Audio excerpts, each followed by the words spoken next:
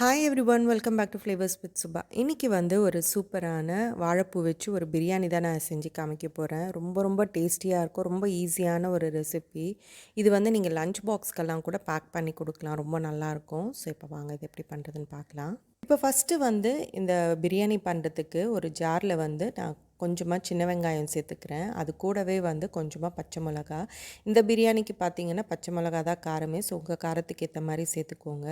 அது கூடவே வந்து ஒரு சின்ன துண்டு பட்டை, நட்சத்திர சோம்பு, ஏலக்காய், அதுக்கப்புறம் கிராம்பு.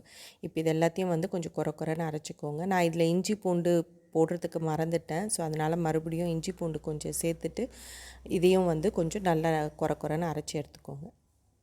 இப்போ நெக்ஸ்ட்டு வந்து நான் இங்கே பாஸ்மதி ரைஸ் எடுத்திருக்கேன். நீங்கள் இந்த பிரியாணி வந்து சீரக சம்பா அரிசியில் கூட செய்யலாம். ஸோ இன்றைக்கி வந்து நான் பாஸ்மதி அரிசி எடுத்திருக்கேன். இதை வந்து 2-3 வாட்டி நல்லா அலசிட்டு தண்ணியில் வந்து ஒரு அரை மணி நேரத்துக்கு ஊற வச்சுடுங்க. இப்போ நெக்ஸ்ட்டு வந்து நான் இங்கே கொஞ்சம் வாழைப்பூ எடுத்திருக்கேன். இதை ஆல்ரெடி நான் க்ளீன் பண்ணி வச்சுருக்கேன். நான் இதை எப்படி க்ளீன் பண்ணுறதுன்ற வீடியோ வந்து நான் ஆல்ரெடி போஸ்ட் பண்ணியிருக்கேன். அதோடய லிங்க் நான் கீழே டிஸ்கிரிப்ஷன் பாக்ஸில் கொடுக்குறேன். இப்போ இந்த வாழைப்பூவை வந்து ரஃப்பாக சாப் பண்ணிக்கணும். பட் அப்படியே சாப் பண்ணி அப்படியே வச்சோன்னா அது கலர் மாறிடும். அதுக்காக நான் இங்கே ஒரு பாத்திரத்தில் ஒரு 2-3 டேபிள் ஸ்பூன் அளவுக்கு தயிர் சேர்த்துட்டு அதில் நல்லா தண்ணி கலந்து தண்ணியாக ஒரு மோர் மாதிரி கலந்துக்கோங்க. இப்போ இதில் வந்து நம்ம வாழைப்பூவை வந்து நல்லா ரஃப்பாக சாப் பண்ணி அதில் சேர்த்துக்கோங்க. அதனால் அந்த மாதிரி சேர்க்கும்போது அது வாழைப்பூவோட கலர் மாறாமல் இருக்கும். அதே மாதிரி அதில் இருக்கிற லைட்டாக அந்த துவர்ப்பு வந்து அந்த மோரில் போடுறதுனால அதுவும் உங்களுக்கு கம்மியாயிடும். ஸோ இப்போ இந்த மாதிரி ரஃப்பாக சாப் பண்ணி இந்த மோரில் சேர்த்துக்கோங்க. இப்போ நெக்ஸ்ட்டு வந்து இந்த பிரியாணி பண்ணுறதுக்கு நான் ஒரு குக்கரில் வந்து கொஞ்சமாக எண்ணெய் சேர்த்துக்கிறேன். எண்ணெய் வந்து கொஞ்சம் சூடானவுடனே இதில் வந்து ஒரு சின்ன துண்டு பட்டை, கல்பாசி, கிராம்பு, ஏலக்காய், அதுக்கப்புறம் நட்சத்திர சோம்பு இது எல்லாத்தையும் வந்து இதில் சேர்த்துக்கோங்க. சேர்த்துட்டு இது எல்லாம் கொஞ்சம் பொரிஞ்சவுடனே இதில் வந்து ஒரு மீடியம் சைஸ் வெங்காயத்தை வந்து நல்லா பொடிசாக கட் பண்ணி இதில் சேர்த்துக்கோங்க. சேர்த்துட்டு இந்த வெங்காயத்தை வந்து கொஞ்சம் நேரத்துக்கு வதக்கிக்கோங்க. ஸோ இப்போ பார்த்தீங்கன்னா வெங்காயம் வந்து ஓரளவுக்கு வதங்கியிருக்கு. இப்போ இந்த ஸ்டேஜில் நம்ம அரைச்சி வச்சுருக்கிற விழுதை எல்லாத்தையும் இதில் சேர்த்துக்கோங்க. சேர்த்துட்டு எல்லாத்தையும் ஒரு வாட்டி நல்லா மிக்ஸ் பண்ணிவிட்டு இப்போ இதில் வந்து கொஞ்சமாக மஞ்சள் தூள் சேர்த்துக்கோங்க. அது கூடவே இந்த மசாலா குக் ஆகிற அளவுக்கு வந்து கொஞ்சமாக உப்பையும் சேர்த்துக்கோங்க. சேர்த்துட்டு எல்லாத்தையும் ஒரு வாட்டி நல்லா மிக்ஸ் பண்ணிவிட்டு இப்போ இந்த மசாலாவோட பச்சை வாசனை போகிற வரைக்கும் நல்லா எண்ணெய் பிரிஞ்சு வர வரைக்கும் லோ டு மீடியம் ஃப்ளேமில் வச்சு இந்த மசாலா எல்லாத்தையும் நல்லா குக் பண்ணிக்கோங்க.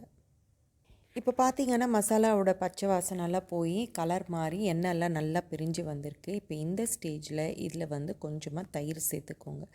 சேர்த்துட்டு எல்லாத்தையும் ஒரு வாட்டி நல்லா மிக்ஸ் பண்ணிவிட்டு இந்த தயிர் இந்த மசாலா எல்லாம் வந்து நல்லா ஒரு 2-3 நிமிஷத்துக்கு வந்து நல்லா குக் பண்ணிக்கோங்க. இப்போ தயிர் வந்து நல்லா அந்த மசாலாவோட நல்லா குக் ஆகிடுச்சு. இப்போ இந்த ஸ்டேஜில் இதில் வந்து நல்லா பொடிசாக நறுக்கின தக்காளி சேர்த்துக்கோங்க. அது கூடவே வந்து கொஞ்சமாக புதினா, கொத்தமல்லி இது எல்லாத்தையும் சேர்த்துட்டு எல்லாத்தையும் ஒரு வாட்டி நல்லா மிக்ஸ் பண்ணிவிட்டு இப்போ இந்த தக்காளியெல்லாம் நல்லா சாஃப்டாக குக் ஆகிற வரைக்கும் மேலே மூடி போட்டு கொஞ்ச நேரத்துக்கு குக் பண்ணிக்கோங்க. இப்போ தக்காளி வந்து நல்லா வதங்கிடுச்சு. இப்போ இந்த ஸ்டேஜில் நம்ம கட் பண்ணி வச்சுருக்கிற வாழைப்பூவை வந்து அந்த மோர்லேருந்து நல்லா பிழிஞ்சிட்டு குக்கரில் சேர்த்துக்கோங்க. சேர்த்துட்டு எல்லாத்தையும் ஒரு வாட்டி நல்லா மிக்ஸ் பண்ணிவிட்டு இப்போ இந்த வாழைப்பூ வந்து கொஞ்சம் நேரத்துக்கு குக் ஆகணும். அதனால் மேலே மூடி போட்டு ஒரு 2-3 நிமிஷத்துக்கு அந்த வாழைப்பூவை நல்லா குக் பண்ணிக்கோங்க. இப்போ கொஞ்ச நேரத்திலே பார்த்தீங்கன்னா இந்த வாழைப்பூ வந்து நல்லா குக்காகி நல்லா வதங்கியிருக்கு. இப்போ இந்த ஸ்டேஜில் நம்ம இதில் தண்ணி சேர்த்துக்கலாம்.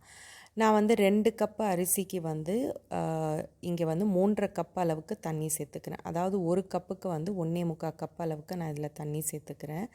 ஸோ மொத்தமாக 3½ கப் அளவுக்கு இதில் தண்ணி சேர்த்துக்கிறேன். தண்ணி சேர்த்துட்டு எல்லாத்தையும் ஒரு வாட்டி நல்லா மிக்ஸ் பண்ணிவிட்டு இப்போ இந்த அரிசிக்கு தேவையான அளவுக்கு இந்த பிரியாணிக்கு தேவையான அளவுக்கு வந்து உப்பையும் சேர்த்துக்கோங்க. சேர்த்துட்டு மேலே மூடி போட்டு இப்போ இந்த தண்ணி வந்து ஒரு கொதி வர வரைக்கும் குக் பண்ணிக்கோங்க. இப்போ பார்த்தீங்கன்னா தண்ணி வந்து லைட்டாக கொதிக்க ஆரம்பிச்சிடுச்சு. இப்போ இதில் வந்து நம்ம ஊற வச்சுருக்கிற பாஸ்மதி அரிசியில் இருக்கிற தண்ணி எல்லாத்தையும் வடிகட்டிட்டு அரிசியை மாத்திரம் இதில் சேர்த்துக்கோங்க.